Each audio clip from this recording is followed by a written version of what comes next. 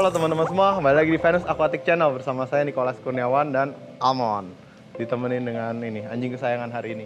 Pada episode kali ini, kita ingin membahas apa sih yang buat harga Auranti naik dan turun. Selama ini kan banyak yang bingung tuh, wah sebentar harga Auranti 200-an, sebentar 300-an, sebentar 400-an gitu. Jadi harga Auranti naik dan turunnya itu tergantung dari supply dan demand gitu teman-teman. Jadi tergantung dari permintaan dan supply-nya. Jadi itu berlaku juga sebenarnya di hampir semua industri. Jadi kalau supply ikan lagi naik, permintaan juga naik, maka harganya akan tetap. Kalau supply ikannya itu lagi sedikit, permintaannya pas lagi banyak-banyaknya, maka harganya akan naik dan sebagainya gitu. Contoh lagi kalau misalnya supply-nya lagi banjir, lagi banyak-banyaknya, tapi permintaannya tetap atau turun, maka harganya ya turun gitu. Jadi itu kurang lebih yang menyebabkan harganya naik atau turun. Paham ya? Moga-moga paham lah. Makanya kurang lebih seperti itu. Jadi kalau yang minta banyak, supply-nya sedikit, harganya naik. Nah, sekarang saya pengen bahas apa sih yang buat permintaan naik gitu. Jadi kalau yang buat permintaan naik itu contohnya kalau banyak kontes-kontes gitu. Terus banyak juga event-event cana. Jadi kan banyak yang tertarik cana, banyak yang mau pelihara cana, permintaannya naik. Demikian juga kalau ada komunitas seperti komunitas yang kita buat, komunitas Cana X Aquascape. Dengan adanya komunitas tersebut, kan banyak tuh yang terinspirasi lihat akuarium-akuarium bagus gitu. Kalau yang belum join grup, join ya. Kita juga ada Instagramnya Cana X Aquascape. Itu tujuannya apa? Kita buat komunitas itu agar permintaan akan cana itu meningkat. Hobis cana semakin meningkat gitu. Terus yang membuat permintaan naik lagi apa? Kalau kita punya komunitas yang solid gitu. Jadi saya sendiri itu menganggap teman-teman sehobi pedagang itu ya partner dalam mengembangkan industri ikan hias ini gitu. Jadi gak ada tuh persaingan antar sesama pedagang itu, sebenarnya gak ada. Yang ada kita itu sama-sama ya bersinergi supaya industri ikan hias ini semakin bertumbuh gitu. Bisa juga besar seperti industri-industri hobi lainnya gitu. Jadi yang kita ingin lakukan. Jadi semakin banyak hal-hal seperti itu, makin banyak pedagang juga, kan makin banyak mempromosikan, terus juga makin banyak YouTuber dan influencer yang membahas tentang ikan hias, membahas tentang bagaimana cara memelihara, merawat cana, itu yang membuat demand atau permintaan akan ikan hias, cana khususnya, itu bisa meningkat. Oke, selanjutnya apa sih yang membuat supply dari ikan hias itu naik dan turun? Ini harus tahu gitu. Jadi sebagai importir yang buat supply-nya naik itu misalnya pas lagi musim. Jadi kalau ikan cana, bahkan cana ternakan pun itu ada musimnya. Jadi nggak tersedia banyak sepanjang tahun gitu.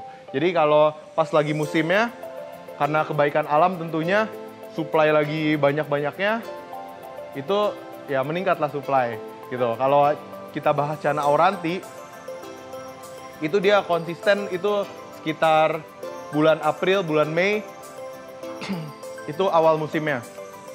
Jadi setiap kali itu habis kemarau panjang, musim hujan pertama, itu biasanya musimnya Auranti itu.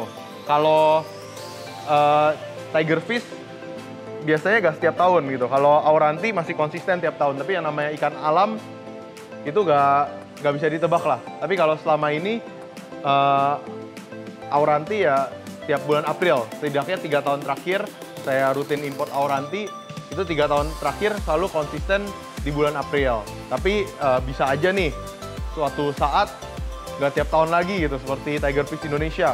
Kalau dulu 5-6 tahun lalu setiap tahun pasti musim, tapi sekarang udah 2 tahun, 3 tahun nggak musim, atau musim tapi jumlahnya sangat sedikit. Nah, jadi itu yang mempengaruhi.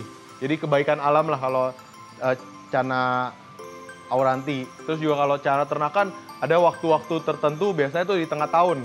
Nggak tahu ada apa di tengah tahun, tapi biasa di tengah tahun itu babyan itu ya, CB-CB-an itu, bukan cabai-cabean ya, CB itu ikan captive breed, itu banyak. Nah itu jadi supply-nya itu meningkat. kalau tidak diimbangi dengan demand yang meningkat juga, maka harganya akan turun. Jadi kurang lebih seperti itu teman-teman. Terus juga supply menurun bukan cuma dari alam, itu yang buat naik turun kan. Misalnya juga regulasi dan aturan pemerintah. Misalnya kalau di Indonesia ini aturannya semakin diperketat lagi nih dalam hal import ikan hias. Jadinya apa? Jadinya ya supply-nya makin sedikit gitu. Kalau di Indianya sebaliknya. Di India ini dengar-dengar nih Auranti, Barca, dan Bleheri itu udah mau dilarang. Kalau benar-benar dilarang berarti kan supply-nya makin sulit tuh. Nggak tahu lah nanti gimana kalau misalnya yang dilarang.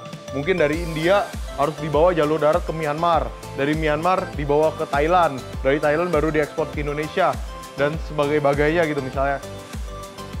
Kalau misalnya regulasi atau aturan pemerintah di Thailand, di India sana semakin mengetatkan ya, jadi supply-nya itu berkurang. Nah kurang lebih seperti itu teman-teman. Yang bingung kan, kenapa nih harga Auranti naik atau turun? Apa ada yang goreng nih? Itu enggak teman-teman. Jadi itu semua itu mekanisme pasar. Tapi juga ada yang mengganggu mekanisme pasar nih. Jadi misalnya kalau perumpamaan Grab atau Gojek. Grab atau Gojek itu kan buat dapetin customer, itu dia bakar duit. Nah, di Indonesia juga kadang ya, importir atau pedagang juga ada yang bertindak seperti itu. Mereka buat dapetin customer baru, mereka bakar duit dulu gitu. Jadi ya itu bisa membuat misalnya harga Auranti ini harusnya udah naik nih. Karena supply-nya udah sedikit, tapi demand-nya banyak gitu. Harusnya harganya udah naik. Tapi karena ada misalnya importir baru, dia buat dapetin customer, ya udah banting harga dulu, bakar duit dulu. Jadi harganya gak naik gitu. Paham ya? Jadi ada juga faktor-faktor X di luar supply demand itu. Jadi orang yang buat dapetin demand banyak, ya dia ngebom harga. Jadi ya banyaklah faktornya gitu. Jadi kurang lebih seperti itu. Kenapa Auranti sebentar naik, sebentar turun. Tapi harapannya ya harganya bisa stabil gitu. Harganya bisa stabil, bisa dijangkau semua orang dan nggak terlalu, kalau berfluktuasi sih udah pasti gitu. Tapi kita harapannya ya stabil dalam arti semua orang tetap bisa kerja. Jadi nggak ada yang istilahnya harga hancur gitu. Kalau ikan lain yang dalam pandangan saya ya, misalnya ya ikan A lah, ikan A atau ikan B, kenapa harganya hancur dan tidak naik-naik? Karena supply-nya itu terlalu banyak, breedingnya gampang, tidak ada potensi pemerintah mengatur. Nah itu ya harganya bisa hancurnya cepat gitu, apalagi kalau breedingnya cepat gitu. Ya misalnya kalau kita ambil contoh arwana ya, kita ambil contoh arwana. Kemarin harganya sempat bagus karena ekspornya lancar. Tapi satu kali sekitar 2 tahun terakhir ini selama COVID, ekspor ke Cina itu diblokir, tidak bisa ekspor. Akhirnya kan permintaannya menurun, sedangkan supply-nya tambah terus. Jadi ya harga arwana ya jatuh. Terus juga kalau kita bicara kasus lain beta ya, cupang. Cupang itu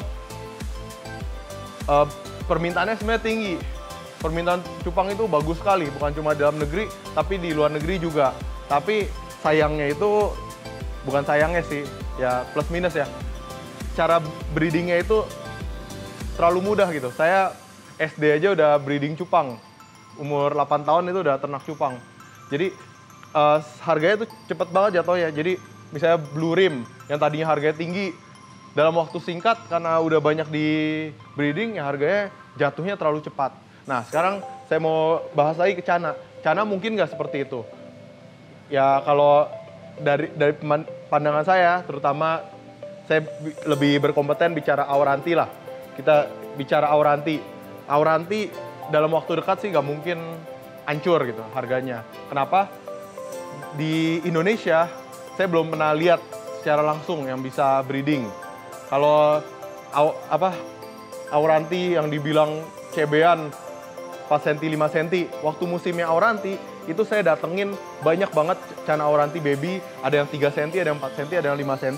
Beberapa seller saya jual itu sebagai cebean. Tapi saya yang impor, ada juga videonya. Ya jelas-jelas itu ya saya datengin gitu, bukan ternakin. Malah ada yang jadiin bahan bercandaan, wah itu muntah di kantong ya, beranak di kantong gitu.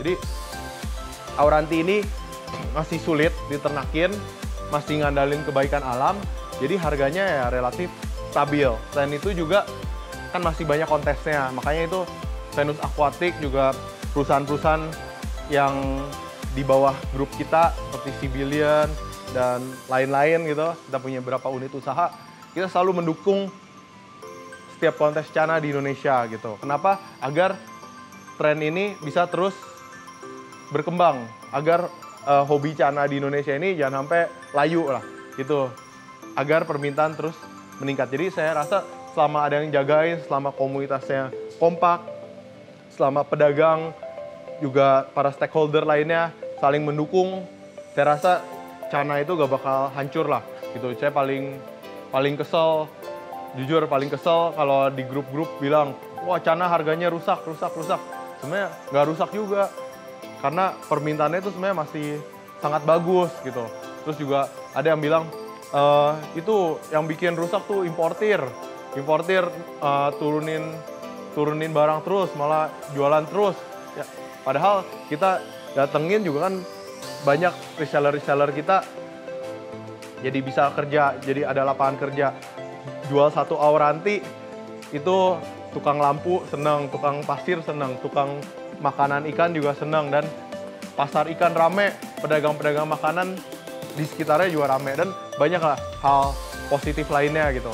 Dan itu juga kalau kita kan datengin kan bahanan, kalau orang-orang kan di progress, reseller saya rata-rata di progress baru dijual gitu. Juga jangan disamain lah harga Auranti yang baru datang sama yang udah di progress dengan baik gitu. Tentu itu beda. Jadi walau harga diimportir lagi turun nih, walau harga ya tadi yang saya bilang lagi ada hal A, B, dan C yang buat harga naik atau harga turun, tapi kalau ikannya udah di tangan hobiis atau di tangan pedagang yang ngerti memprogres ikan, harga ikan yang berkualitas selalu bagus kan. Waktu lagi musimnya pun, lagi di titik terendahnya harga Auranti pun, tapi kalau Auranti yang berkualitas tinggi ya tetap harganya top gitu.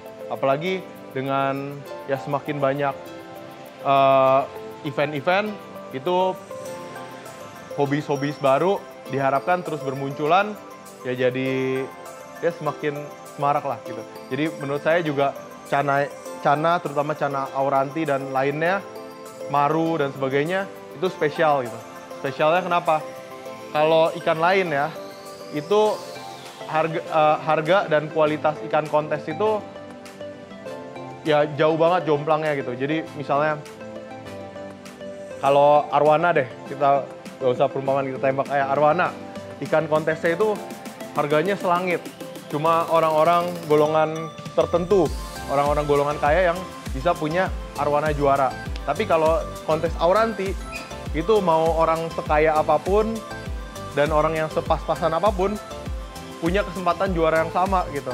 Karena selain ikannya sama-sama terjangkau, cara progres kan yang menentukan, terus juga Auranti yang disukain orang kaya sama yang orang biasa suka ya kurang lebih sama gitu. Jadi ini yang spesial ya. Jadi Auranti dan Cana itu disukai semua kalangan, dan spesialnya semua kalangan sukanya ya yang begitu aja gitu. Agak ada perbedaan yang signifikan antara yang kelas juara sama yang kelas biasa gitu. Ibaratnya di Liga Inggris tuh kan, yang papan atas sama papan bawah perbandingan kualitasnya tuh gak terlalu jomplang. Nah kurang lebih itulah yang mempengaruhi.